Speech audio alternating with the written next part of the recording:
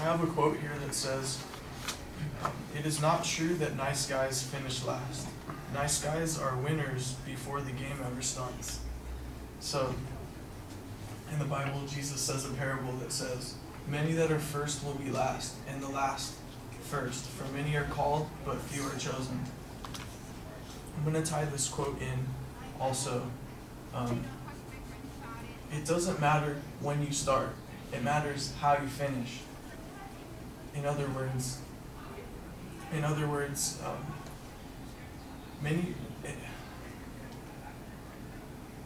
it doesn't matter if you have talent. Talent is not a free ride to victory.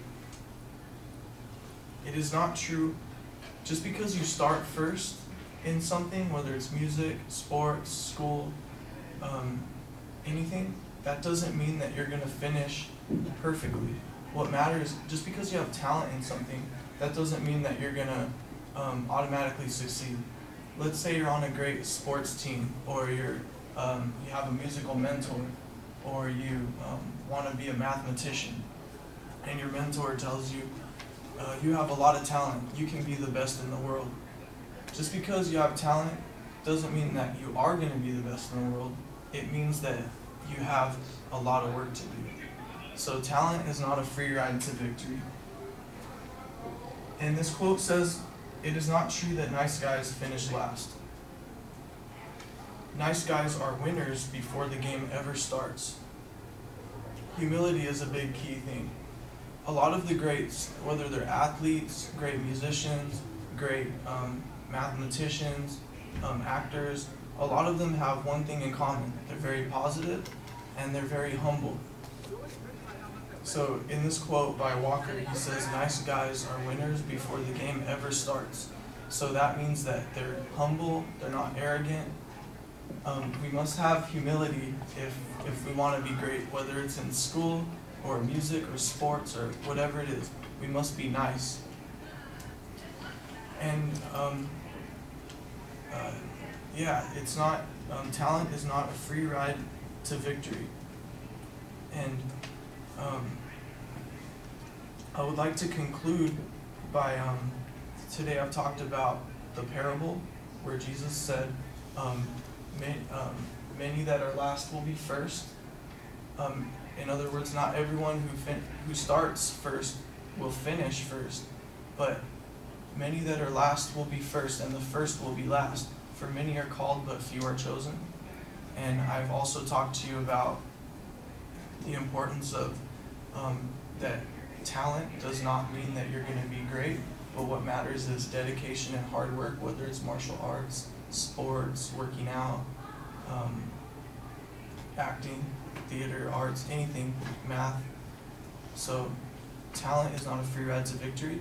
And I've also talked about how you must have humility.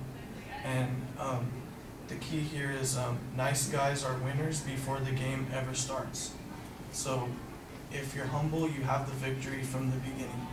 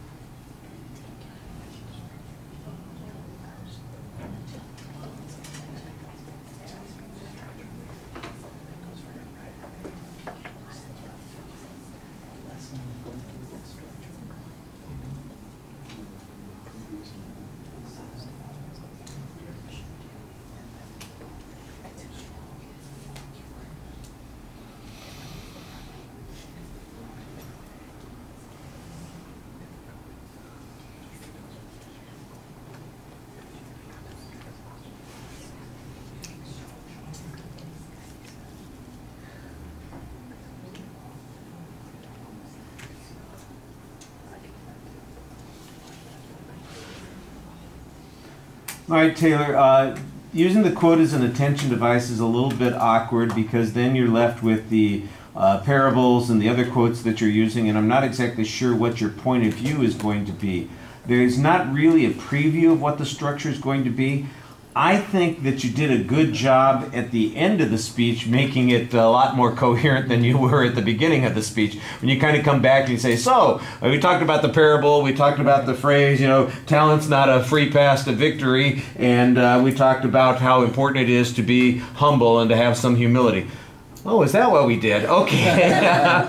Because I think you're kind of imposing a structure on it afterwards, which is better than not imposing a structure on it at all. So I think you help yourself quite a bit doing that at the end of the speech. I think you could use a little bit more detail on some of the examples because it always stays at this very abstract level. And if you had particular cases or individual circumstances, whether they are personal experiences, whether it's an historical example that you could point to, whether it's a sports figure, or whether it's like I said, somebody that you know where those kinds of things would be true, I think that would personalize it a little bit more, make it more interesting, and it doesn't sound like somebody who's pontificating at us, it's somebody who's talking with us, and I think that that's the kind of impression that you usually want to leave with this sort of speech.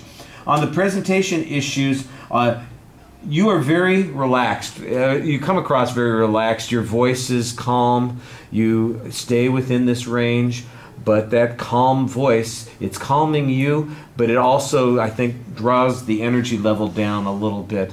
And I'm not saying that you have to shout, but I think you need to use a little more variety in the range that you're operating in to make it seem a little more vigorous when you're speaking. Because otherwise it sounds just kind of passive. I'm thinking out loud to myself, and I'm talking to all of you people while I'm thinking out loud to myself, and that sort of thing. And you want to be talking to the audience and tell us about how, you can't get there without being humble, and just because you've got talent doesn't mean that and so you got to use the variety of your voice a little bit more.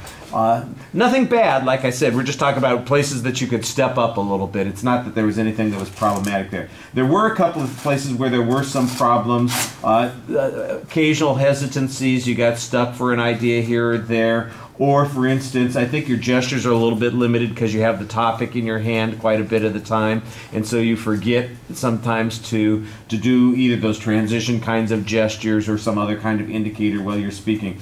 I think your facial expressions are a little impassive, same sort of thing with your voice. There's nothing wrong with what you're doing, but you need to smile a little bit, you need to connect with the audience, and even though you look like you're in control and there's no anxiety, you also look, I don't want to say robotic because that sounds like it's a put down, but it feels kind of blank, and you don't want to leave people with a blank impression, you want to leave them with a powerful impression, and so you have to work on that again.